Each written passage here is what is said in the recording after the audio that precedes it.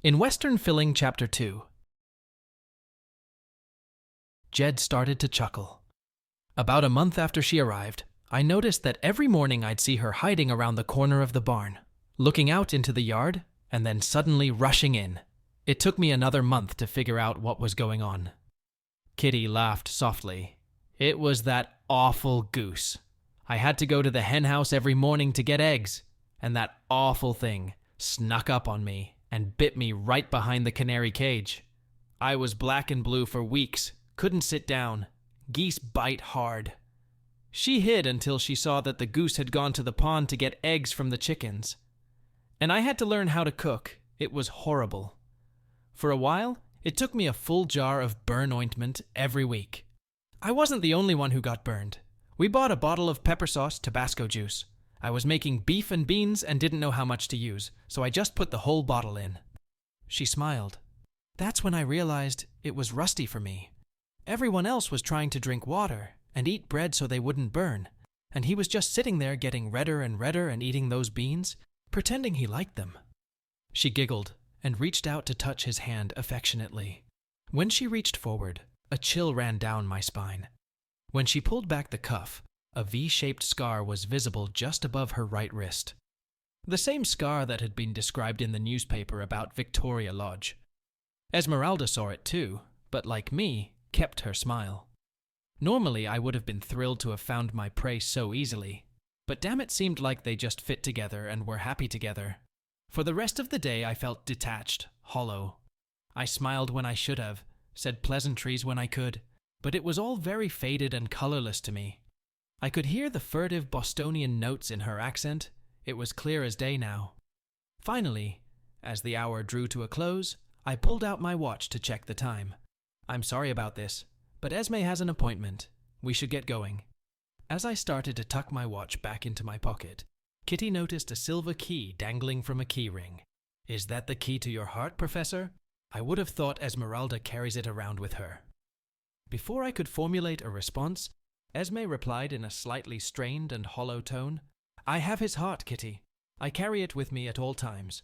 No, that key is the key to Pandora's box, where all the evil of this troubled world lurks. Her tone shook Kitty a little. I could see it in her emerald eyes. I waved off further questions. I'd rather think it was a liquor cabinet, wouldn't you? Jed laughed, but I wasn't sure Kitty was convinced by that. As soon as we left, Catherine, or perhaps it was Victoria now, stopped Esme and asked for a moment of her personal time, leaving Jed and I to chat on the porch. He looked at the ground. Kitty is asking your mistress about the labor and if there is any medicine to ease it. She has another friend with a baby? I was hoping for any answer other than the one I knew I would get. No, she's having a baby now, our first. He looked both proud and scared at the same time. She can handle it. Mom says she will, that Kitty has good birthing hips. I've heard it helps. We chatted about practically nothing until Esmeralda came out of the house. Esme and I returned to our cabins in silence, feeling far more uncomfortable with success than failure. You know, don't you? Yes, Esme, but that doesn't change anything. If not us, someone else will. Her paper is already all over the place. Someone will find her. We can at least take her alive. She shook her head. This is wrong. This is wrong.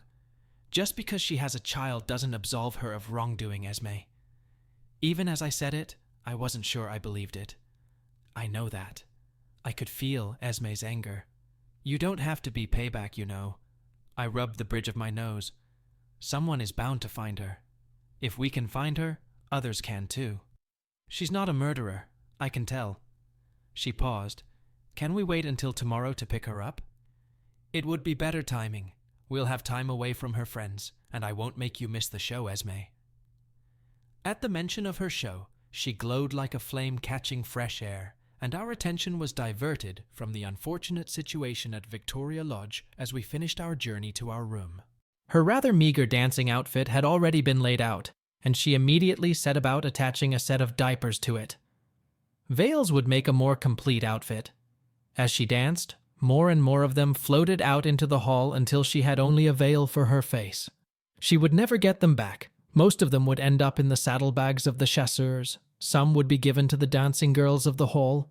and some would be carried off to lovers and wives, and none of them would wonder where such a thing had come from. Even though she was focused on the dance, I noticed that she was distracted. It bothered me. Esme was usually more distracted than distracted. Finally, she rolled her costume into a bag and headed for the dance hall. I went downstairs to pack the wagon, carefully packing all the bottles, making sure everything was strapped down, and checking that the shackles were oiled and well secured. I couldn't attend Esme's performance. I would ruin her illusion by becoming a reminder that she wasn't really free.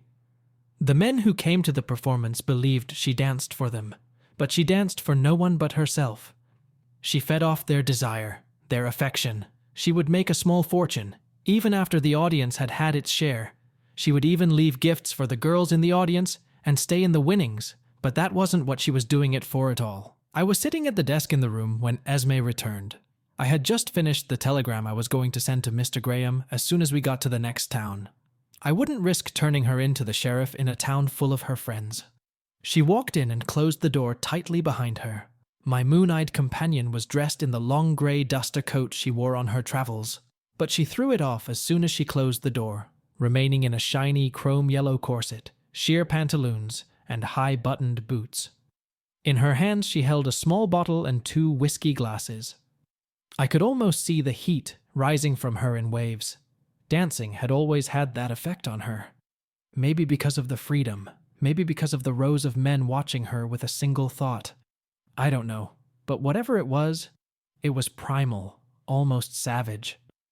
"How was your evening?" She closed her eyes for a second, flinching slightly. The auditorium was packed to capacity, so many men. Her eyes suddenly opened. The other Starling brothers were there, and maybe 4 of their cowboys. She described the men she'd seen with them. I nodded. "If we move quietly, we can get her out of here without them noticing, if they're looking for her." Esme arched one eyebrow. She shuddered. "A libation, I think." Her voice broke. While she was making us drinks, I decided I'd better get things settled. "Tomorrow," she interrupted me. "If tomorrow comes." I smiled slightly. "If tomorrow comes, of course. I think maybe you should bring her here." She arched an eyebrow again. "Really?" "It would be for the best." I knew she was afraid for Kitty and the baby, afraid I would become what she knew I really was. But then, even I was afraid of that. "Esme, I think it's best if you bring her here. She trusts you.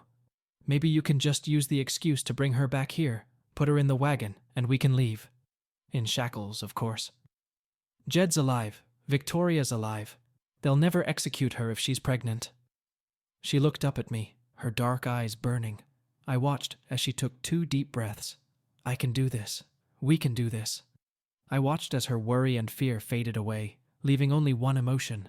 Esmeralda suddenly smiled, a sinful, lecherous smile, full of dark, hedonistic promise. She reached for the whiskey glasses, but she was so distracted, so focused, that her hand flicked the glasses and the small bottle into the wash basin. For a moment, she looked into the wash basin, but then she turned and made her way toward me, leaning in to kiss me slowly, with an almost hellish heat. "Never mind the libations, Barnabas. Never mind the damn boots. Just get this damn corset off me." The next morning, Esmeralda was strangely soft, strangely quiet, and strangely slow. She kissed me before she went to find Victoria and bring her back. The softness of the kiss kept me awake.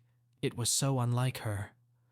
I waited, double-checking to make sure everything was ready to go. Esmeralda was nearly 30 minutes late when I finally checked my pocket watch. I started pacing around the room. The plan was so simple, so easy. I glanced at the pocket watch again. 3 more minutes and there was a smudge on the watch glass. I irritably walked over to the sink and grabbed a towel to wipe the watch. A small bottle fell to the floor. I took it in my hands, catching the faint odor of bitter almonds. Pertussis. I stared at the overturned shot glasses for a second, then rushed down the stairs. Staring up at the smooth, overcast sky, I burst into the carriage and dragged myself inside. I threw off my coat, letting it fall to the floor wherever it fell. Taking a deep breath, I inserted the silver key and unlocked the single black lacquered drawer, cursing frantically at Esmeralda as I opened it. In a drawer, coiled up like a nightmarish venomous snake, lay my rig. I hated him. Just touching it gave me goosebumps. I hated wearing it, if that was even the right thing to do. Honestly, I was never sure if I was wearing it or if the vile thing was wearing me. I hated what it did to me, what it made me do, the things it made me into. The payback that Esme hated so much. I could almost hear her hissing in ecstasy as I buttoned her up. The Cheyenne loop holster on her right hip and the high-ride holster on her left were unadorned. The oiled leather was as black as the sin she reveled in. In the holsters sat quietly but inexorably hungry, identical dull black Colt 1878S with black grips in the shape of bird heads, like crows waiting for a dead man to feast on. I silently checked the smooth-as-butter operation of each revolver, while silently uttering the name of my personal gypsy curse. I headed for the only place that made sense, the stagecoach lot near the sheriff's office. Esme loved our victim and wanted to get her out of town. That's why she put off going after her for so long. Esmeralda was probably planning on putting Victoria in a carriage heading out of town. If she put her in the fast stagecoach of Wells, Fargo and Company, our slow, cumbersome carriage, would never catch up with her. A lone crow watched me from the fence railing with malicious joy as I angrily made my way past it. I was crossing the road in front of the store when my blue-eyed maiden popped out of it, spinning her eyes almost frantically. "Professor, I must say that your medicine is surprisingly effective." I was unspeakably grateful for the thunderous boom of the shotgun, followed by a booming gunshot that cut her off before she could start talking about oils of hysteria. She began to look first toward the street where the sounds were coming from, then at me, suddenly noticing the absence of her coat and the dead black gun belt strapped to it. She took an uncertain half-step backward. "Professor?" Her voice squeaked and trailed off weakly. "Dear lady, find something solid to hold on to. If you do, it might be best to retire to the basement for a while." I bestowed my most charming smile on her, but this time she didn't seem to pay any attention to it. Her mouth opened and closed soundlessly. "Good afternoon, madam." I reflexively touched the tip of my hat and brushed past her, pulling my revolver from its right holster and cocking it. There was only one possible reason for the continued shooting. We guessed, and the Starling brothers and their men must have come for Victoria too, though I had no way of knowing why they hadn't quickly dispatched Esme. She'd only taken her double-barreled Derringer, and then it hit me. The bus stop was right next to the sheriff's office. There was a chance that my quick-witted Esmeralda might survive. As I came out onto Main Street, I found a man standing with his back to me, firing from around the corner, aiming for the sheriff's office. I recognized him as one of the Starling brothers' cowboys from Esme's description of his coat. It was like watching myself from a great distance. It had always been that way. I walked forward without pause, firing a single-point 4.4, 40 caliber round into the back of his skull from a few inches away. I didn't slow my stride as I passed his collapsed body and pulled the trigger again. I fired my double-action weapon, but single action is always more accurate if one has the time. In gunfights, you always have to spend time on what needs to be done. After all, you have the rest of your life to do it right. Two Starlings stood behind the stagecoach farther down the street, exchanging fire with someone from the sheriff's department. Neither of them was particularly brave. They kept their pistols ready to fire around the stagecoach without looking.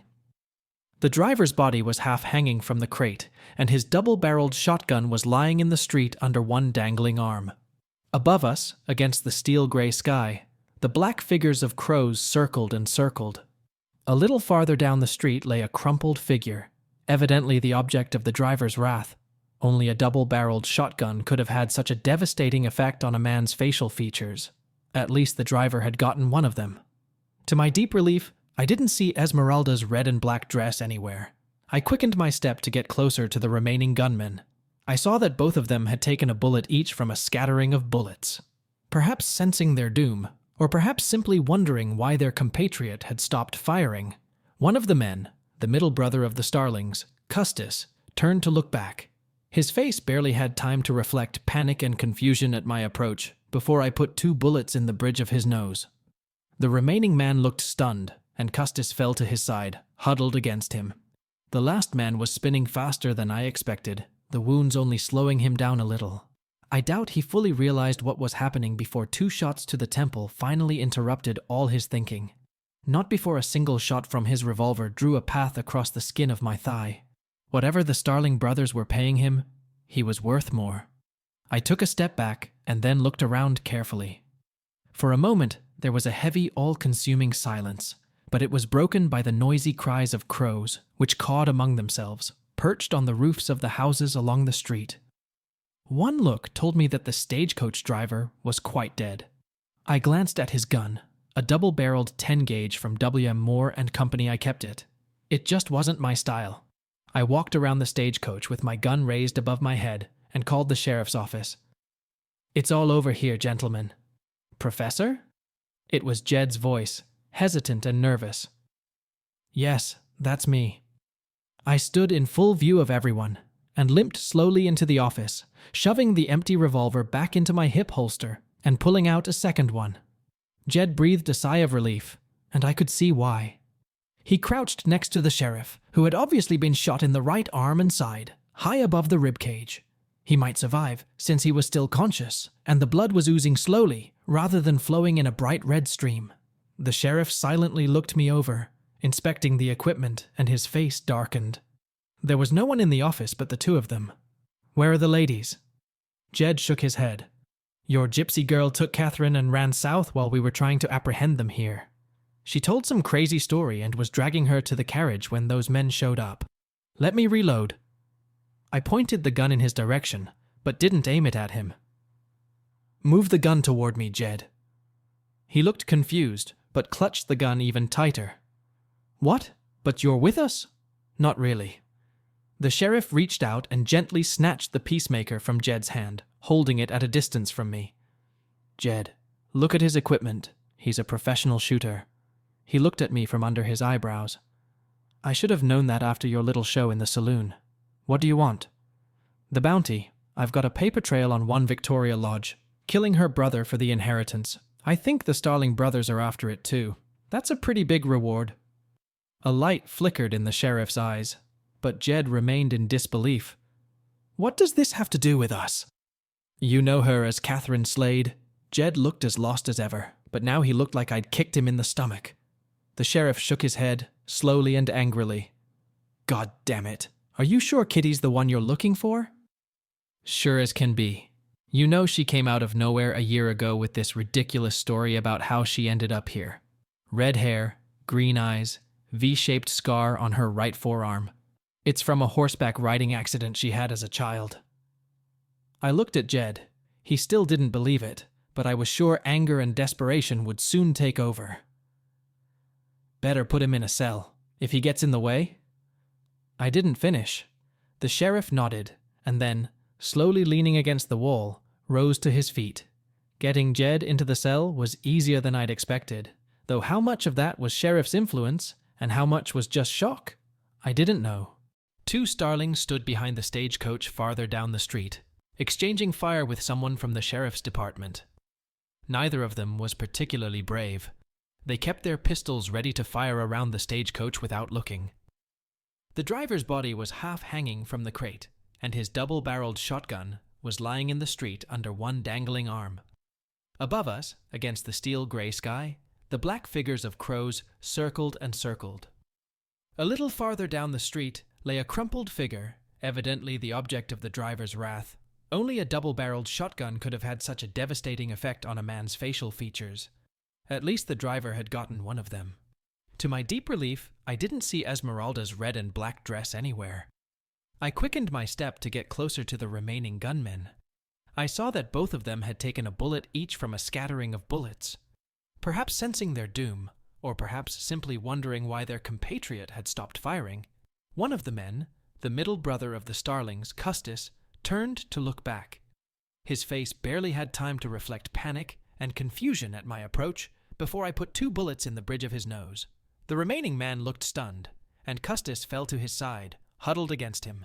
The last man was spinning faster than I expected, the wounds only slowing him down a little. I doubt he fully realized what was happening before 2 shots to the temple finally interrupted all his thinking. Not before a single shot from his revolver drew a path across the skin of my thigh. Whatever the Starling brothers were paying him, he was worth more. I took a step back and then looked around carefully. For a moment, there was a heavy, all-consuming silence, but it was broken by the noisy cries of crows, which cawed among themselves, perched on the roofs of the houses along the street. One look told me that the stagecoach driver was quite dead. I glanced at his gun, a double-barreled 10-gauge from W.M. Moore and Company. I kept it. It just wasn't my style. I walked around the stagecoach with my gun raised above my head and called the sheriff's office. "It's all over here, gentlemen." "Professor?" It was Jed's voice, hesitant and nervous. "Yes, that's me." I stood in full view of everyone and limped slowly into the office, shoving the empty revolver back into my hip holster and pulling out a second one. Jed breathed a sigh of relief, and I could see why. He crouched next to the sheriff, who had obviously been shot in the right arm and side, high above the rib cage. He might survive, since he was still conscious and the blood was oozing slowly rather than flowing in a bright red stream. The sheriff silently looked me over, inspecting the equipment, and his face darkened. There was no one in the office but the two of them. "Where are the ladies?" Jed shook his head. "Your gypsy girl took Catherine and ran south while we were trying to apprehend them here. She told some crazy story and was dragging her to the carriage when those men showed up. Let me reload." I pointed the gun in his direction, but didn't aim it at him. "Move the gun toward me, Jed." He looked confused, but clutched the gun even tighter. "What? But you're with us?" "Not really." The sheriff reached out and gently snatched the peacemaker from Jed's hand, holding it at a distance from me. "Jed, look at his equipment. He's a professional shooter." He looked at me from under his eyebrows. "I should have known that after your little show in the saloon. What do you want?" "The bounty. I've got a paper trail on one Victoria Lodge, killing her brother for the inheritance. I think the Starling brothers are after it too. That's a pretty big reward." A light flickered in the sheriff's eyes, but Jed remained in disbelief. "What does this have to do with us?" "You know her as Catherine Slade." Jed looked as lost as ever, but now he looked like I'd kicked him in the stomach. The sheriff shook his head, slowly and angrily. "God damn it. Are you sure Kitty's the one you're looking for?" "Sure as can be. You know she came out of nowhere a year ago with this ridiculous story about how she ended up here. Red hair, green eyes, V-shaped scar on her right forearm. It's from a horseback riding accident she had as a child." I looked at Jed. He still didn't believe it, but I was sure anger and desperation would soon take over. "Better put him in a cell, if he gets in the way." I didn't finish. The sheriff nodded, and then, slowly leaning against the wall, rose to his feet. Getting Jed into the cell was easier than I'd expected, though how much of that was sheriff's influence and how much was just shock, I didn't know. Before leaving, I reloaded the empty revolver, cocked the bolt, and replaced the cartridges one at a time. No sense in hurrying. Loaded one, missed one, loaded 4. The trigger stays down in the empty chamber, so a bad jump or even a stumble won't accidentally shoot you and blow your leg off. If the stagecoach driver was dead, Esmeralda wouldn't be able to get her out of town easily anyway. I couldn't imagine her taking a couple of horses and galloping away. Besides, there were at least 2 more Starling brothers out there somewhere. I glanced at the sheriff. "She's not harmless. We want dead or alive. Massachusetts doesn't do that for no reason." "I can't see that. Not her." "If it's a mistake, the court can sort it out. She's with child, so they'll probably show leniency either way. She'll live if she doesn't force me." I added to myself that Esmeralda had already proved herself unreasonable in this matter. She was clearly willing to sacrifice both of our lives for the woman she had just met. The only reason we were still breathing was because my decision to let her bring Victoria alone gave her other options. I suspected that more than anything, Esme was trying to protect the baby. He grunted, expressing a sort of agreement. I paused for a second before heading out the door. "I have papers from Wyoming Territory on Custis Starling, as well as his brothers, if I can catch them." Another silent grunt rang out in response. Catching the Starling brothers wasn't too difficult. Neither was catching up with Esmeralda and her former ward. I ran into them almost as soon as I turned out the door of the sheriff's office. Lucius Starling was clutching Esmeralda's hair with one hand and holding a tarnished revolver to her head with the other. Victoria was in the same position with Damon Starling. The remaining cowboy stood next to Damon with a toothy grin and a shotgun aimed at me. I silently pondered the fact that both Lucius and Damon would probably blow their hands off if they shot their hostages, and it wasn't a given that either of them could appreciate the irony of fate. "Where's Castis? Is he in jail?" Lucius ruffled Esme's hair as he said this. The expression on her face hadn't changed a bit. Where Victoria looked understandably frightened, Esme looked grim and defiant. But that defiance was directed more at me than at her captors. She knew all too well what my black chainmail meant, knew that people were dying right now. I shook my head, keeping my hands away from the weapon and trying to look composed and harmless. He was hiding behind the stagecoach, kind of lost his head in the commotion. At least a good portion of it. Lucius turned to the stagecoach. "Custis, get your ass over here. We have to go." There was no answer, only the restless cawing of crows echoing quietly from the roofs of the houses. Some of them seemed to be dropping into the sky. A few at first, but then there were more, and they began to rise upward, becoming a dark, pulsing cloud. He shouted again, "Damn it, Custis, come here!" I looked Esme in the eye, but I was talking to Lucius. "It was really loud in here for a while. I don't think he can hear that well now." Lucius looked annoyed. "Cody, go get him!" The smiling footman frowned and began to walk slowly toward the carriage, cradling the body of the man the carriage driver had killed and shaking his head. I portrayed my most reasonable smile. "I'm sure we can work something out." Lucius shook his head. "We're taking the reward, and her." He ruffled Esmeralda's hair with a nasty chuckle, which Damon immediately repeated. Her face grew grim and cold. She knew what that meant. They needed her for the same reason Victoria was still alive, even though the mortgage said, dead or alive.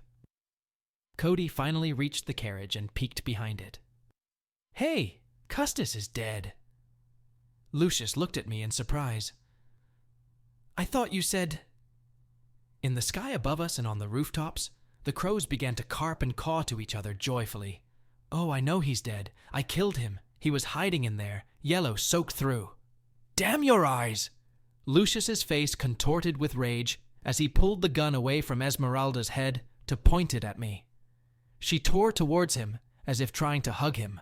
There was a loud but strangely muffled thud between them, and in response, he fired his revolver into the dirt at his feet.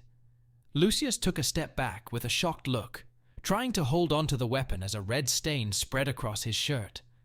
Damon finally realized what was happening, but he didn't have time to do anything about it. Victoria was already starting to lurch downward from the gunshots, throwing him off balance a little, and I was already starting to snatch my gun. There's nothing faster on God's green earth than the hand of a man who does magic tricks for a living. Damon, of course, was no such thing. The ecstatically rising chorus of the black-winged storm overhead was joined by my Firebird. Damon's eyes rolled back, and he stared at them incredulously, as if trying to see the bullet hole in his forehead. I turned, wincing at the pain in my hip, and then put 3 rounds into Cody. He fell to the ground, still trying to get his submachine gun ready and trying to realize the turn of events. More and more crows were rising into the seething mass above us, their cries becoming more and more shrill. Lucius dropped to his knees, still trying to lift the revolver, but it seemed to become heavy, almost infinitely heavy, in his hand. Esmeralda crouched slightly, looking into his unfocused eyes, watching him fade away with hungry and wild admiration. The cries of the crows above us turned into an almost deafening, rapturous cacophony. She whispered something low and husky to him. I couldn't make out what she was saying to him, and if Almighty God has any mercy left for me, I'll never know. I couldn't let it go on, couldn't let her enjoy it too much. I pulled the trigger of my weapon and put the last round in Lucius's eye. Esmeralda turned her head and looked up, blackly furious that I had interrupted this precious moment. "Enough, Esmeralda, enough." I said it softly, in an apologetic tone. I slid the revolver back into its holster. Esmeralda turned to me, straightened up, and pointed her derringer at me, firm, unwavering. "You're not taking her." "Esmeralda, darling, what are you doing?" Her dark eyes flashed. "She's innocent. I've talked to her. I have the whole story. There's no dead brother. She never even had a brother. Just an uncle who wanted her money. She was the heiress, but he was supposed to manage her fortune until she turned 25. She'd overheard him planning to kill her before she came of age, so he could keep the money for himself. She couldn't get anyone to believe her, but she didn't know what else to do, so she ran away. Esmeralda, there's some pretty big money at stake. That reward is pretty big. And please put your gun away. Throwing it from this distance is more likely to injure me. I'd rather you didn't kill me by accident. The crows quieted down little by little, their cries ebbing and flowing. She hesitated, looking at my hands for a moment, then unholstered her little pistol and put it away. They played us, Barnabas. They played us for fools. Her lips curled in disgust. The papers on her are worthless. If we kill her, they'll deny everything, and you'll hang for murder. You know what will happen to me. If we try to bring her in, we'll all be killed as soon as he can detect us. Why do you think the Starling brothers were here? How else would they know? I'm sure they have other mercenaries. There are so many of them that even you can't kill them all. Esme, assassins can lie, you know that. Still, her words about the Starling brothers made sense. They could not have appeared on their own. I could well imagine Mr. Graham happily sending them our news. She nudged Victoria behind her. I believe her. Take the papers on the Starling brothers. Take the reward for me if you have to. It's not as much as her uncle promised, but it's money. She looked at me fiercely as she spat it out. If that's all you want. Victoria looked stunned. What do you mean? Take the reward, Esme. When Esmeralda answered nothing and looked at the ground, Victoria turned to me. What's the reward for Esme? Esmeralda stood silent. I sighed and waved my hand dismissively. There is no reward. There is no paper on Esmeralda de Molière. Esmeralda wouldn't let me get away with it. But then there's Mabel Watkins, an escaped murderer sentenced to death in Pennsylvania for poisoning her monster husband, along with 6 of his vile cronies. Esmeralda looked at me rather than Victoria. Barnabas caught me while I was working in a saloon outside of Dodge City. He just hasn't given me away yet. You're not guilty, are you? Esmeralda was silent, and I answered for her. Oh, she is guilty as sin. She has even confessed to the murders. Prussic acid in an evening libation of whiskey. Unfortunately, she was afraid they'd notice the flavor, so she used little of it. Though she had killed his friends quickly enough, he was a very large man. It wasn't enough to finish him off quickly, and he had time to blame her. Prussic acid is very easy to find if you look for it. I paused, looking thoughtfully at the sky dotted with crows. She should have used a powdered poisonous mushroom. They would have died later, and one could have assumed liver failure from drinking bad whiskey. I thought Victoria was about to faint, but she unhinged her jaw, steadied herself, and looked at Esmeralda. She escaped from prison? There was a faint note of awe in her voice. I smiled, raising an eyebrow. She's pretty smart, really quite resourceful. I think the story was told that she overpowered one of the guards, maybe 2 of them, or even 3, either one at a time or all at once. It's all very confusing, and their stories don't quite match up. Victoria blushed when the meaning of what was said reached her, but continued to play for her newfound protector. So when did you get her? About 2.5 years ago. For as long as I can remember, there's no way I can remember to turn her into the authorities. I have weak morals, and this little varmint takes advantage of that. She has the upper hand over me all the time. A hint of a smile played on Esmeralda's lips. Only one crow was still calling. Occasionally a merry carcane was heard. If her name really is Mabel, I guess your name isn't Barnabas Bartleby Bones either. O soul of my poor deceased sainted mother, that is my real name. My father and mother sold patent medicines as part of a much larger traveling show than ours. They assumed I would follow in their footsteps and gave me an appropriate nickname. As I grew older, I took on the role of Kid Wonder, a marksman and stunt performer in the show. Esmeralda finally showed real signs of life. It's true, only his mother is alive and living in New Jersey. It's the same as being dead, Esmeralda. I looked to heaven for advice. Same thing. For a few seconds, we stood in silence. The crows flew away slowly, like black leaves in the wind, strangely silent. I suppose I could telegraph to Massachusetts to see if the paper is any good, if Miss Vicky will agree to sit in jail until the answer comes. I watched as they both relaxed. Victoria smiled. I will. You can lock me up. I knew what the answer from Massachusetts would be, by just the look in her happily shining green eyes. You may wish we had dragged you to your uncle's house. She looked puzzled. Why? You must explain all this to your husband, Kitty. He will sit in the cell next to yours until the answer comes. After a text came in that said what I knew, we worked it out. They escorted us to the edge of town.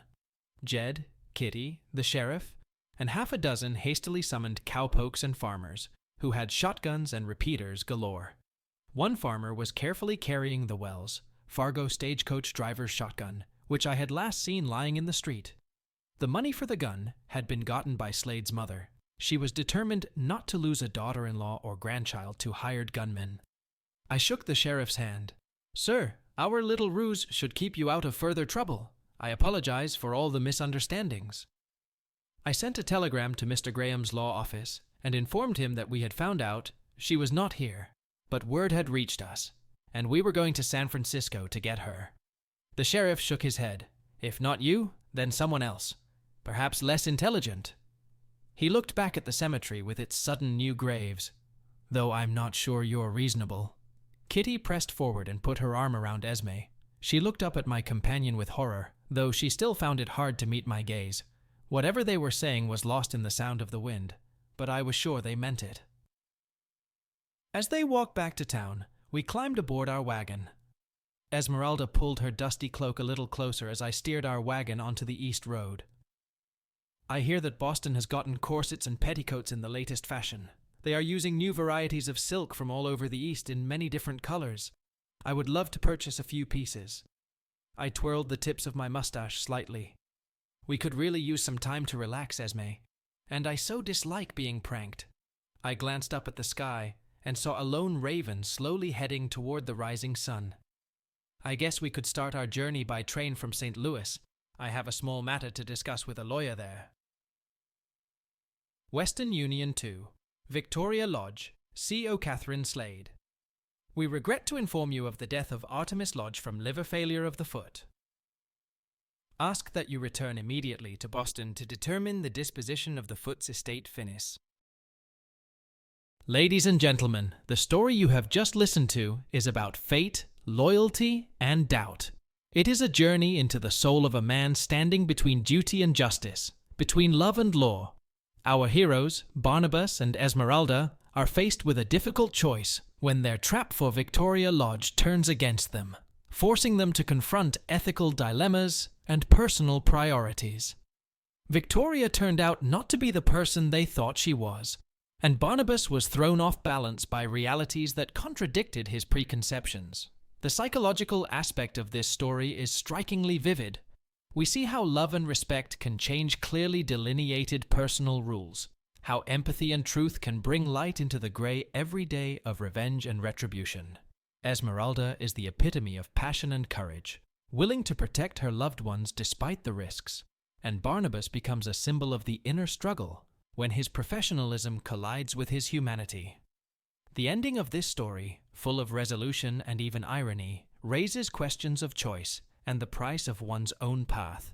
They remind us that sometimes the darkest moments of our lives can open the way to unexpected forgiveness and a new beginning. The story concludes with Barnabas and Esmeralda leaving for Boston, but no longer as hunters, but as free souls finding their way in a world full of gray shades of morality. For those looking for a full immersion into this turbulent world of westerns without missing any details, I remind you that the complete uncensored version is already available on our Patreon, where you can explore every corner of this gripping story. Single souls finding their way in a world full of gray shades of morality.